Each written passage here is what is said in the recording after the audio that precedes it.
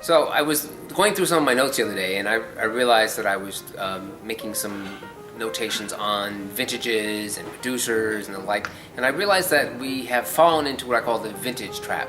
That is, we blindly go by the current review or the current release and say, okay, this vintage is exceptional. This vintage is no good.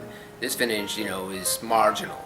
And as I went through some of my older wines, case in point, the '98 Cabernet. This wine was panned by the critics, panned by most reviewers, and even panned by some of us ourselves. I happened to pull a couple older bottles of '98s in the cellar the other day, and I was like, wow, these wines have really turned the corner. So what happens is we automatically say, okay, the whole vintage is worthless. And that, I think, is one of the greatest travesties in the whole industry, because the whole vintage is not indicative of all the different regions. Another great example for me is the 2008 Pinot Noirs from California. They were, again, all this, the smoke taint and the unripeness and the unevenness. And granted, there were a lot of those wines that did suffer from that. But by the same measure, Monterey, Santa Barbara did not have any of that problem, and those wines are exceptional.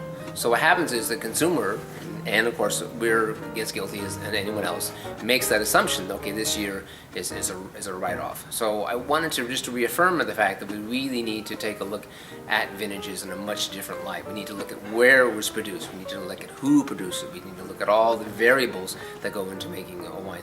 Granted, Mother Nature can definitely throw you a curve where it's really hard. They call them winemakers or wine persons vintages, where that really distinguishes the girls from the women and the boys from the men. And those are vintages that we've experienced as well. Conversely, there are vintages that are heralded as the best ever, and some must-haves. And I found, for example, like the '05 Cabernets, which were highly regarded, have not held up and have really begun to fall apart and have really begun to show the fact that maybe it wasn't such a great vintage after all. So I think we need to be very careful how we look at wines. Again, same thing happens in Italy, in Spain, and throughout the wine world. The '07 Burgundies, for example, another vintage that got kind of panned, and we've been trying them recently and have found them to have a lot more flesh, weight, texture, terroir than was originally thought.